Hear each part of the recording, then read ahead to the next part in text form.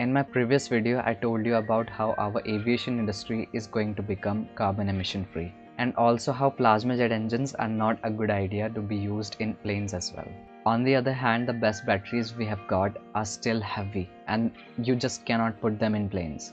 So in the end, I was going to tell you about a solution. So fear not, environmentalists, the fuel cells are here to rescue your dreams. So as you're saying that fuel cells are better than batteries, it's actually complicated. We'll get to this in a minute, but let's talk about energy density first. Lithium ion and polymer batteries are considered the best batteries out there. Their energy density is around 100 to 265 watts per kilogram, and jet fuel is at 12,000 watts an hour per kilogram.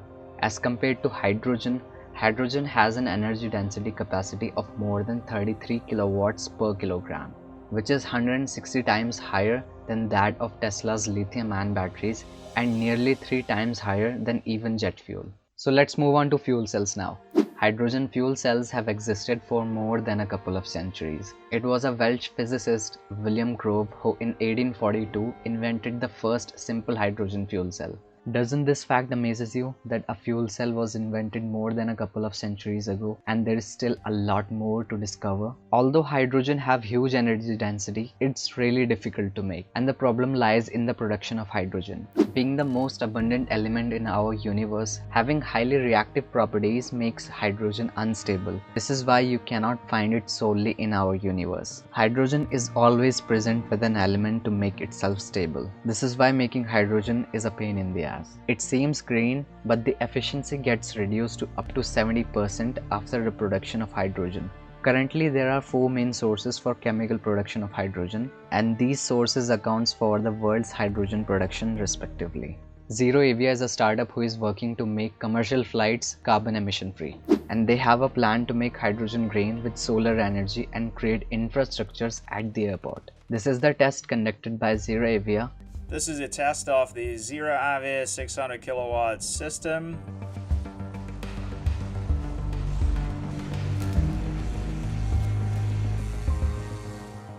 Perhaps the biggest challenge with hydrogen is that while it has high mass specific energy, it has low volumetric energy density.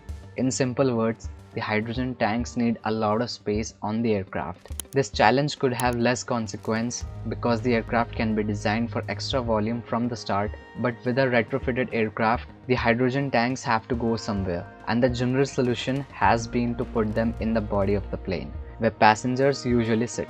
And these tanks are so large that they reduce passenger seating space by as much as 20%. Remember, the biggest downside of the batteries is that their range and power output is directly dependable on how big they are. Moreover, hydrogen may seem light as compared to batteries, but the fuel cells that convert hydrogen into electricity are heavy. Experts believe power densities in excess of 4 kilowatts per kilogram will be possible as nearly as 2024.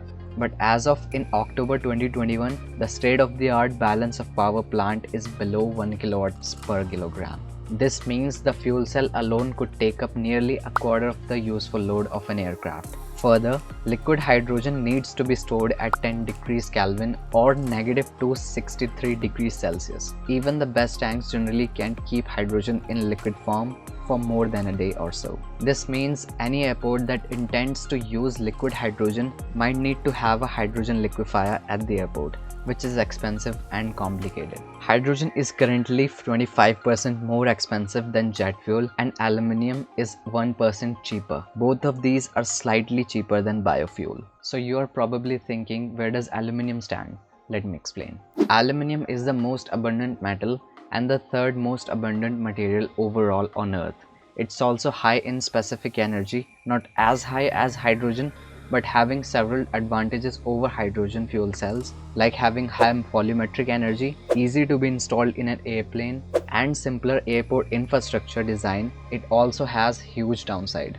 The main disadvantage compared to hydrogen is the weight at a system level. In simple words, if both fuel cells have the same weight, aluminum produces 30 to 40% less energy than hydrogen fuel cells. That make us look towards hydrogen. Although weighing more than hydrogen, the weight of the fuel cells does not decrease as compared to a conventional jet airliner, losing its fuel during the course, making jet airliner a little more efficient. To overcome this challenge, modified flight profile might be required, in which the plane descends slightly over the course of the cruise, as opposed to a traditional flight profile in which the plane ascends slightly over the course of the cruise as the plane gets lighter as it burns the fuel. Aluminium is infinitely recyclable, but the challenge with aluminium is it can only be used once. This is a bigger downside than being heavier than hydrogen. After getting used for one time, the fuel cells will be pretty much useless. The aluminium inside the cell has to get recycled before getting reused.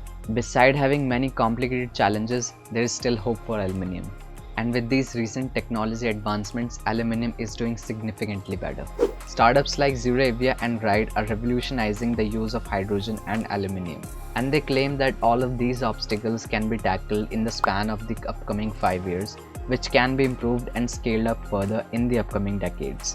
Like ZeroAvia, a startup in India has built a prototype car, and they claim a range of more than 1,000 kilometers with an aluminium air battery. While aluminium air batteries are becoming more reliable for cars, today's hydrogen tanks have mass fractions below 20%, some as low as 15%. For effective aircraft applications, hydrogen tanks that exceeds 25% are considered state-of-the-art. For a 300-mile driving range, an FCEV will need about 5 kilograms of hydrogen at 700 bar or 10,000 psi of pressure. This storage system would have a volume of about 200 liters or 3 to 4 times the volume of gasoline tanks typically found in cars today. However, hydrogen fuel cells have a balance of plant power densities below 1 kilowatts per kilogram, some as low as 0.5 kilowatts per kilogram. But hydrogen itself has an energy density of more than 33 kilowatts per kilogram. Hydrogen has the potential, and for effective aircraft applications, the balance of plant power densities that exceeds 2 kilowatt per kilogram is considered state-of-the-art.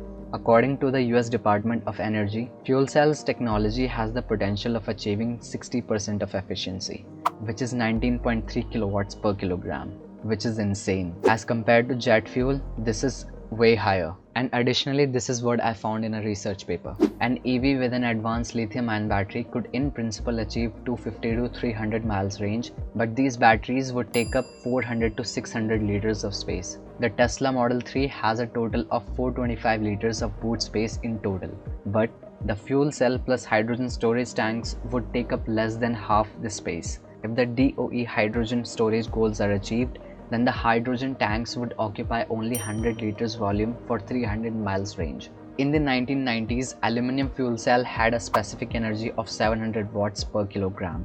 This cell from 1990s has nearly 3 times higher specific energy than the best Tesla cells today of 260 watts per kilogram. Metal Critic, a company founded in the past decade, has demonstrated aluminum fuel cells at 1350 watts per kilogram. As a general rule, a metal air battery can achieve specific energy that is 25 to 30% of its 100% maximum. For example, the actual specific energy of a modern zinc air cell is 415 watts per kilogram, which is 30% of its theoretical maximum of 1353 watts per kilogram. As compared to a typical jet engine having 3.1 kilowatts per kilogram, 2 kilowatts per kilogram is sufficient to fly an airliner with 50 passengers capacity. Substantial work is being conducted to increase the power of aluminum fuel cells. Today's aluminum fuel cell designs are focused on discharge rate energy applications and are not designed for high power. Both hydrogen and aluminum fuel cells are gaining momentum. Hydrogen is benefiting from a large European push. Aluminum is benefiting from a push from India. Startups like ZeroAvia are continuously working to make this tech better and efficient. They have a plan which not only solves power density infrastructure but also provides long range, low fuel, low maintenance cost and zero emissions. The system level mass specific energy densities of aluminum and hydrogen above as high as 1500 and 2250 watts per kilogram respectively are more than efficient for 400-mile flights carrying up to 150 or more passengers, which can happen in the upcoming decades.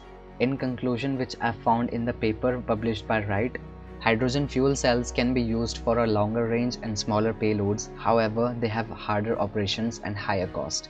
On the other hand, aluminum fuel cells can be used for a shorter range and larger payloads, and they have easier operations and low cost. So I do not know what's gonna happen in the end of this decade, but I'm sure as the electric vehicles are improving, there's still room for our aviation as well. Thank you so much for watching. That's the end of this episode, and I hope you enjoyed it. If you have any comments or suggestions, please let me know in the comment section. If you want to support this channel, please make sure to subscribe because I think it's free. And your like can work as a motivation for me to make more videos like this. So thank you so much for watching, and I will catch you in my next episode. Have a great day.